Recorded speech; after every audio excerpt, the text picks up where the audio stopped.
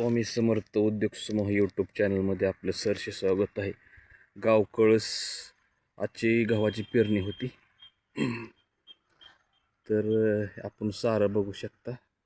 ही शेजारी सबस्टेशन आहे ही, आणि महाराष्ट्रात फेमस झालेली कंपनी नेचर डिलाइट पलीकडं आहे ती, आणि ही सबस्टेशन आहे कळसगावचं. आणि त्याच्या शेजारीच अर्धा एकर गव्हाची पेरणी केलेली आहे. 10-26 त्यांनी खताचा वापरलेला आहे. ही बघू शकता 2-8 तास पाडलेले आहेत. तर हा सारा आपला 6 फूट भरतो. वरिंबाट टॅपे ट्रॅक्टरचा सारा. तर मध्ये कसलाच ठेवा द्यावा लागत नाही. दार दिलं की पाणी गच्च भरून सारा जातो. बघू शकता सर्व सारं. क्वालिटी असल्याशिवाय एवढ्या लांब ट्रॅक्टर आपलं येऊ शकत नाही. कारण ही गाव कळस आहे. घरापासून 10 किलोमीटरच्या अंतरावर कळस गाव आहे आपलं. तर शिंदे या शेतकऱ्याचं नाव आहे. तर त्यासाठी आपल्याला खास बोलावणं झालं होतं गव्हासाठी. आपली गव्हाची उगवण त्यांनी बघितली होती. साऱ्याची सारं कसं सुटत ते पण बघितलं होतं अगोदर. तर त्याच्या ह्याच्यावर आपल्याला त्यांनी बोलावलं होतं. तर त्यांची पेरणी आहे.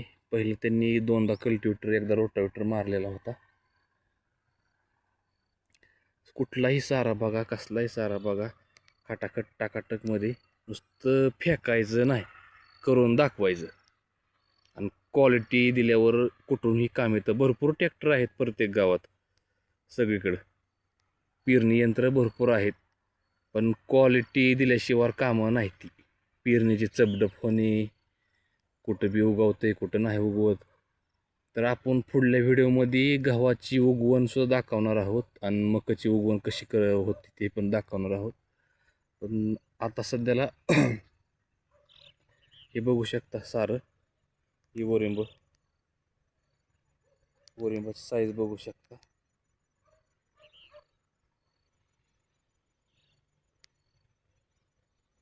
कसल्याच प्रकारचं ओढायचं नाही किंवा काय नाही. शेतकऱ्याला सुख लागलेलं आहे.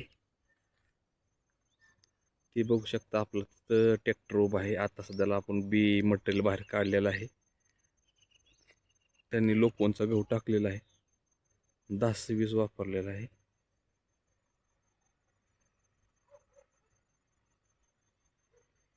तर आपण बघू शकतो. चला तर बघू आपण. धन्यवाद.